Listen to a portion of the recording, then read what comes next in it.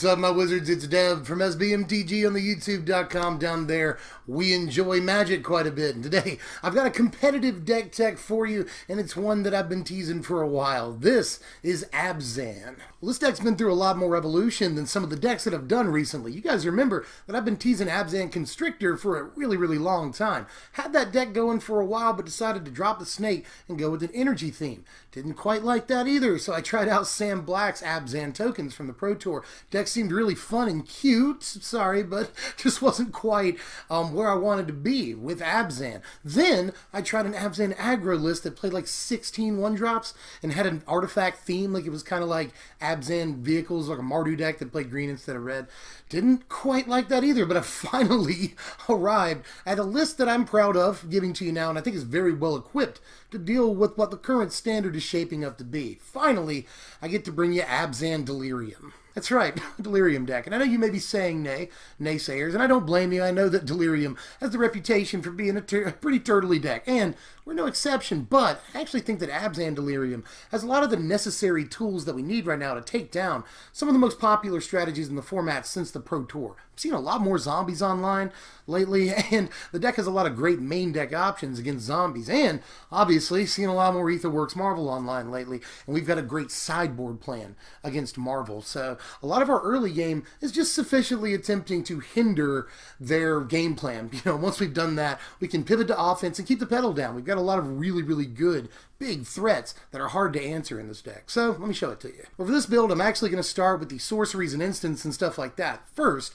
before I get to the creatures, because I always think it's important to tell you what we're going to be playing early first. I like to move through the curve, and usually we're going to be playing our instants and sorceries early rather than creatures. So we go ahead and start with 4 copies of Traverse the Ulvenwald, one of the best cards in the whole deck. Real talk, this is one of the best payoffs for playing Delirium in the entire format. Seriously. Just super flexible, versatile card that does it all. Whether it's the early game and we fix our mana, or it's the late game and we go get something to close the game out. Traverse is insanely good. Sticking with the sorceries, I'm going to play 2 copies of Declaration and Stone in the deck, a card that I think is actually poised for a comeback right about now. Declaration is just really good against most of what Zombies is trying to do. You know, you can take out 3, 4, or even more sometimes zombie tokens all at once. That's huge value, and they don't even get a clue for that, you know.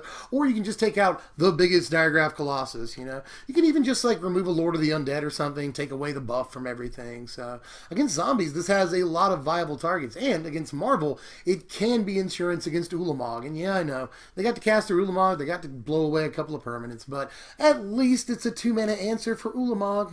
You know, there is that. And to finish off the sorceries, I'm going to play 2 copies of Transgress the Mind in the main deck, and the entire intent of doing that is to get rid of Aetherworks Marvel on turn 2 or 3, as long as we can do it before they get to their Marvel. You know, so just got to have a main deck way of dealing with that, and this is a versatile way of doing so. Not only can it target Marvels in their hand in the early game, obviously, but it can also get like Diagraph Colossus out of people's hand and Lord of the Undead out of people's hand. It can get Liliana's Mastery out of people's hand. It can get like Gideon's. That's pretty sweet. You can get Tireless Trackers. Like, you can go on naming Glorybringer and Always Watching and stuff until the end of time. Card just gets a lot of really important cards out of people's hand in the early game. So not only is it for Aetherworks, but it can do work outside of just that. Into the instants here, we played 8 sorceries. We're going to play 6 instants in the deck, starting with 4 whole copies of Fatal Push. Well, Fatal Push is just the best thing in the format for keeping aggro off our backs in the early game, so definitely have to play all 4, and it's gotten even better since Zombies has become so prevalent, you know. You'll still see Mardu, you'll see all these green-black energy decks. It's very good against those, and it's quite good against a lot of the zombies that are being played right now, too. So Fatal Push is just excellent for allowing us to keep stuff off the board in the early game, keep aggro from breathing down our necks, and actually get to the mid-game so we can execute our real plan. We can turn the corner. So we got to have all 4 copies of Fatal Push so that we don't die early. I'm going to play 1 copy of Anguished Unmaking in the main deck here and 1 copy in the sideboard, just so you know. The card is just intensely versatile and great right now. It takes out anything unconditionally as long as it's not a land. And that's important in a format that has like enchantments that you kind of got to worry about, mastery, sometimes new perspectives even. Cast out is something that some people will be playing. You know, there's enchantments you actually have to worry about right now. Can take out any artifact, i.e. Aetherworks Marvel, that's important too. Planeswalkers, it's great to have a main deck answer for walkers. And of course, creatures, no matter how big they are. Just Anguished Unmaking is worth the 3 life. Definitely wanted to have at least 1 main deck slot. To round out the instance, we're just going to play 1 copy of To the Slaughter in the deck, and mostly just because we're a Delirium deck. I feel like we can play a Silver Bullet copy of this and get away with it. The floor on it is a sacrificed creature, which is sometimes good, but we're in a format that's somewhat heavy on tokens. A lot of people playing Gideons, a lot of people obviously playing zombies, so people are playing the Abzan tokens list too. So, you know, a lot of tokens in the format, so sacrifice effects aren't quite as good, but when we do run across Planeswalkers, this can be great, especially if we have Delirium. So the instant speed helps too. The fact that it's more splashable than something like Never to Return also helps. I feel like it's worth just 1 slot in the main deck, but I wouldn't go crazy with it or anything. It's not worth 3 slots. We're going to play 4 copies of Cast Out in the deck so that we have an enchantment that we can easily get into the graveyard. And there's a lot of really good things about Cast Out. It's nearly unconditional, just like Anguished Unmaking. It's just non-land, so we can hit Planeswalkers, enchantments, artifacts, whatever with this card. Gives us a huge range of versatility, which is super important in this format right now. You know, it's got flash, it's great, it can be played at instant speed like that, and it can easily be put into our graveyard for Delirium while drawing us a card. Like, what else do you want? Cast Out is actually one of the best new cards for Delirium, and one of the entire reasons to put white in the deck. Honestly, it just works super well in a Delirium strategy, especially a mid-range one that wants to draw cards, and it's a removal option, and don't forget that. Just Cast Out is insanely good, and yeah, it costs a little bit, but you'll pay the extra mana or 2 for that versatility and the ability to just throw it in the graveyard for a mana when you need an enchantment in there. We're going to play 8 whole Planeswalkers in the deck, and this is where things start getting expensive, but this is a competitive deck. We want to play the best cards possible, so here's what we're going to do. We're going to play 4 copies of Gideon, Ally of Zendikar, 2 copies of Nissa, Voice of Zendikar, and 2 copies of Liliana, The Last Hope.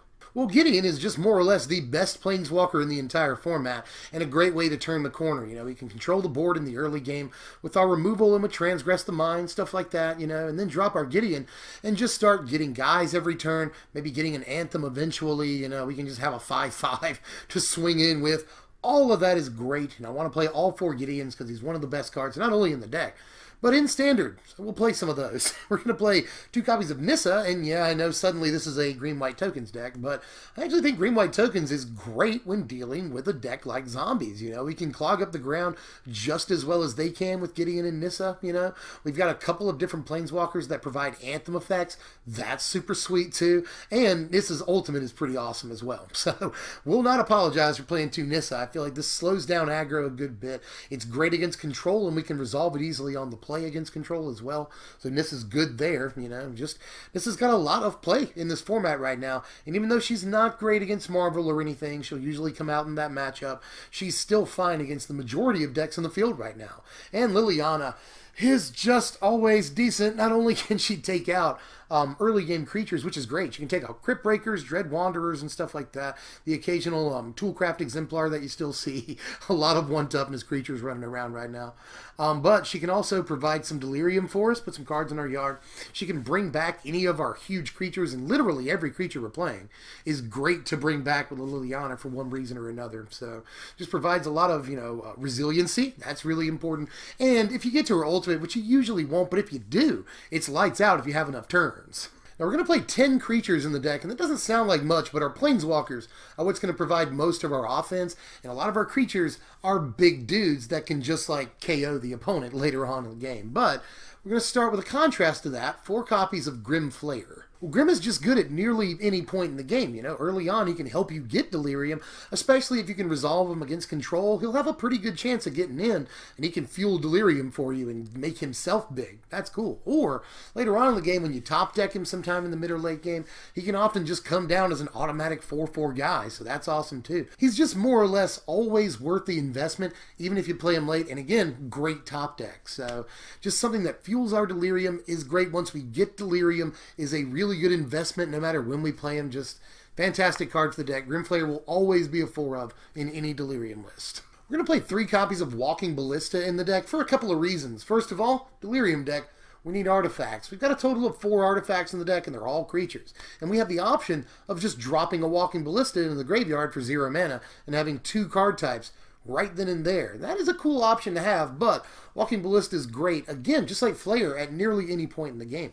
Early on, even if you just play him for 2 mana, get yourself a 1/1, he can still sort of trade with, at least take out, things like Toolcraft Exemplar, Cryptbreaker, Dread Wanderer. There's a lot of important stuff. At 1 toughness right now, Walking Ballista can take all of that out. You can play him in the late game as a 3/3 or even a 4/4. He's pretty formidable at that point, and obviously you can just use the old Liliana loop trick and just keep getting the same Walking Ballista back and shooting guys down or hitting your opponent in the face, whatever you want to do. This is just one of the better ways to finish the game out if the game goes really long. Our last Delirium payoff card is the 2 copies of Ishkanah Grafwidow in the deck, and I really like the way Ishkanah is looking right now. Well, Ishkanah might not be the best card against Aetherworks Marvel decks, that much is true, but she's always been good against Mardu, and again, we still see Mardu. She's fantastic at blocking Heart of Kiran and everything that deck's trying to do on the ground as well, because she just makes you go wide immediately as soon as you play her. But going wide is also decent against zombies because they will also be going wide. It's nice to have something that can sort of match their production all at once. Not to mention that when you resolve her against control, you suddenly have 4 dudes. That's always good against control. You're basically forcing them to sweep the board. And if you don't resolve it against control, if you can at some point resolve a Liliana, then you can just keep bringing that Ishkanah back until you can resolve it or she sticks. And finally, for the creatures and the main deck, we're going to play 1 copy of Noxious Gearhulk here. Well, it should be no surprise that we're going to play a Gearhulk, and Delirium decks, and especially Delirium decks that carry Liliana, which is nearly all of them. You'll usually see 1 copy of Noxious. We're no different. This can take out Diregraph Colossus no matter how big it gets, This can take out any creature except for Ulamog, we'll say, in this format, no matter how big they get. And that is a really important ability to have, especially when you can, again, repeat it with a Liliana in play. That's awesome. It's also an artifact for Delirium, so we got that going for us. It's a huge body with menace that can just end the game. Like, what's not to like about Noxious Gearhulk right now? We're going to play 24 lands in this deck, and usually I'd be playing like 25 in this deck that's got a fair amount of, high CMC stuff. But Traverse the Ulvenwald in the early game for just 1 mana really helps. It's almost like playing in a Tomb with Ether. It's like an honorary land slot in a way. So we can get by with a land or 2 less. And honestly, you might be able to get by with 23 lands in this deck. But we are trying to make 3 colors, and we have to do so relatively consistently. So I feel like 24 lands is the sweet spot here. And note that 6 of our lands can go to the graveyard somewhat easily on their own. We've got the green-white bicycle land, we've got Hissing Quagmire, and Evolving Wilds. So a lot of good ways to put lands into our graveyard other than just Liliana and Grim Flayer. Here's your sideboard right here, and a lot of it is dedicated to shoring up our worst Game 1 matchup, which is Aetherworks Marvel. We do have Transgress in there to help with that match, but we're just not great in our slow roll against a deck that plays an Ulamog on turn 4 or 5. So we're going to play Dispossess, Manglehorn, and Transgress the Mind in the sideboard to help us out as much as possible in that matchup. Manglehorn is pretty good because it can make their Marvel come into play tapped. And yeah, they can just harness Lightning the Manglehorn and then play their Marvel. That is a thing, so I don't want to put too much trust in Manglehorn, but we do want to play it, and it's still good against Mardu and stuff, so not bad. And Transgress and Dispossess are very effective at getting those Marvels out of their hand, and Dispossess is especially good. Whether you're on the play or the draw, you can play your Dispossess before they get their Marvel down and just eliminate every copy of Marvel in their whole deck if they've got one in their hand, which they will usually scoop to in my experience. We'll also have some stuff in there for the zombies matchup, namely Descend Upon the Sinful. You could play Flaying Tendrils, you could play Fumigate, but I like Descend the most. I like that unlike Flaying Tendrils, it gets rid of everything, and that unlike Fumigate, it gets rid of everything permanently. You won't put Relentless Deads or Dread Wanderers into their yard, and you won't just put a bunch of zombies in their yard so that they can play a huge Diregraph Colossus next turn. Here are your power rankings right here. We're pretty good at a lot of stuff, We're very versatile. A lot of our removal, Anguished Unmaking, Cast Out, can hit anything. That's really cool, We're fairly resilient because we've got that Liliana. That's really, really helps. And Gideon is a really resilient card. Same thing with Nissa. We survive sweepers very, very well. You know, we're not playing a bunch of creatures, but if we do get swept, we can just count on our Planeswalkers to fill our board right back up. So we're pretty resistant to sweepers and stuff too. You know, we've just got a pretty slow roll game plan, but with all of our early game removal, we can usually make it into the turns that we need to make it to really start getting our game plan going. And against those Marvels decks, once we get to game 2, we shore up the match way, way better. But the major problem with the deck is its price tag. This is a competitive deck, and so I usually don't apologize for the price tag on these decks, but have to for this one, because, you know, it is way up there with even the most expensive decks in the format. Zombies just shot up to $350, $400, something like that. You know, Mardu is still a $350 to $400 deck. Marvel shot up just recently too, you know, so we're looking at a bunch of $400 decks, and this one's no different. Even on TCG Player, which has pretty low prices compared to a lot of websites, this is like $375, so really, really high price tag with all the Gideons, all the lands, the Lilianas and stuff, so sorry about that, but sometimes you got to do what you got to do. This is the most competitive Abzan deck that I could build. This is the one I had the most luck with, so I'm not going to give you a subpar deck. If I'm going to bring you a competitive deck, I'm going to give you the one I had the most success with. So I apologize for the price tag, but again, want to bring you the best deck I can.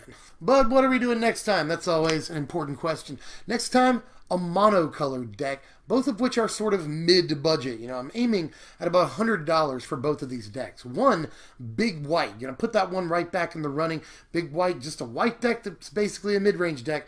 It plays a lot of value cards, decent removal. It's got good 4 and 5 drops and stuff. You know, so I'm excited to build that one for you. You know, I've been messing around with it for a while. White is still one of the best colors in the format, and it's got a lot of cool stuff it can do, especially at 4 and 5. So want to bring that one to you, but I could also bring you Big Red, another monocolored mid-range deck that everyone always likes.